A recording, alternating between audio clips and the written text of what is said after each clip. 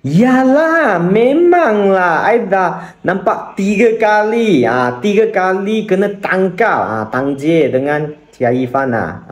Saya ada 3 bukti. Boleh tunjuk. Yang ini bukanlah. Sorry. Yang ini bukan. Yang ini ambil gambar saja di World Tour Final 2023. Banyak orang ambil gambar jugalah. Yang ini tak ada apa. Ini Jia Yifan dengan Tang Jie dan Tang Jie punya family. Yang ini dia punya ibu lah. Yang ini ambil gambar. I rasa tak ada apa lah. I pun tak sure bila mereka start cinta tu juga. So mungkin tak sure juga. Okay, tapi yang ini ialah pertama punya bukti. Jia Yifan guna punya phone case sama dengan Chen Tang Jie. Tengok tu. Dia 2 orang punya phone case sama punya. Macam couple punya phone case. Okay, yang bukti kedua. Yang ini. Di tahun ini Chen Tang Jie tak ada main tournament di Hong Kong. Tapi dia pergi ke Hong Kong. Buat apa? Yang ini ialah China punya social media. China punya forum. Dia cakap. Bukan saya cakap.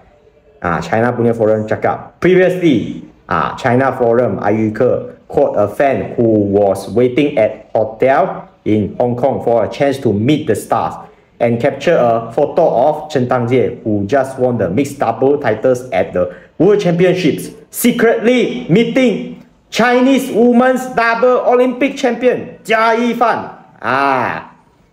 So banyak orang cakap lah. Tapi Tang Jie punya manager cakap tak ada perkara ini. Ini bukan benar punya. Yang ini gosip saja, gosip. So kita tak tahu lah. Tapi macam ada apa. So yang ini tak ada apa. Tapi yang ketiga, yang ini baru punya.